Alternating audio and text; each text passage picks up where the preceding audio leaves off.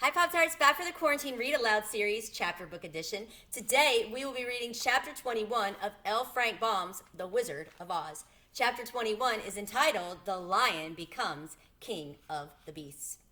After climbing down the China Wall, the travelers found themselves in a disagreeable country, full of bogs and marshes and covered with tall, rank grass.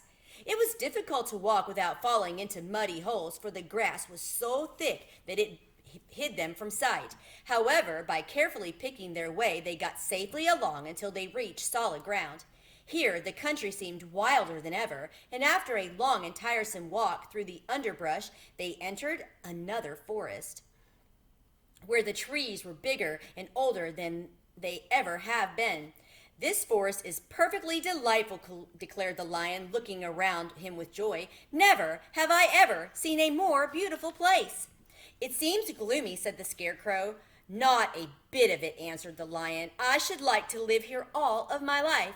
See how soft and the dried leaves are under your feet, and how rich and green the moss is that clings to these old trees. Surely no wild beast could wish a pleasanter home. Perhaps there are wild beasts in the forest now, said Dorothy. I suppose there are, returned the lion, but I do not see any of them about. They walked through the forest until it came into dark. They walked through the forest until it became too dark to go any farther. Dorothy and Toto and the lion lay down to sleep, while the woodman and the scarecrow kept watch over them as usual.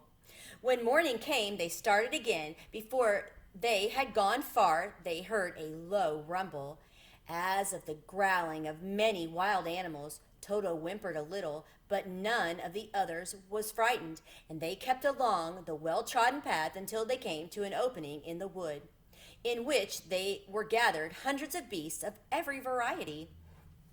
There were tigers and elephants and bears and wolves and foxes and all the others in natural history, and for a moment Dorothy was afraid, but the lion explained that the animals were holding a meeting, and he judged by their snarling and growling that they were in great trouble.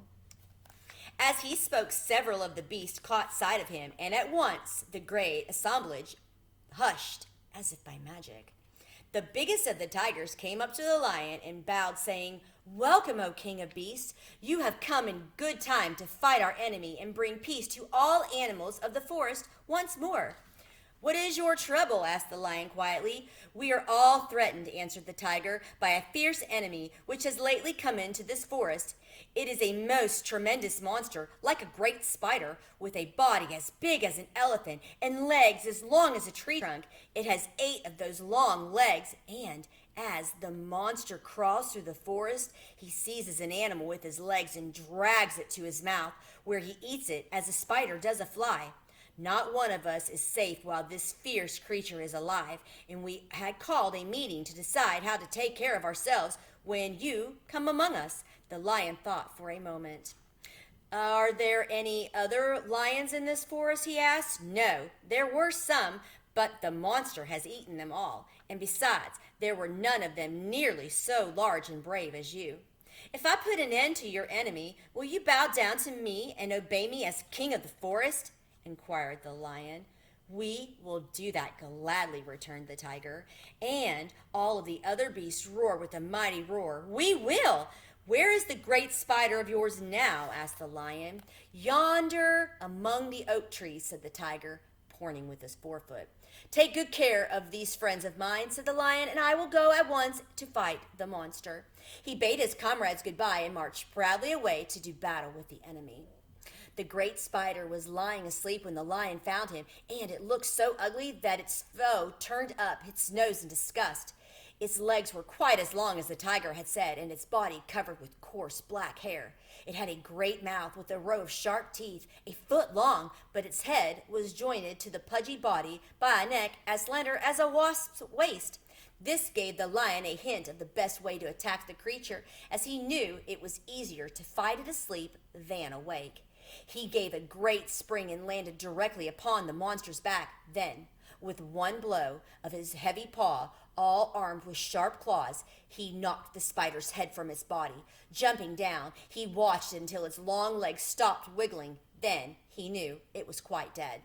Then the lion went back to the opening where the beasts of the forest were waiting for him and said proudly, "You need fear your enemy no longer."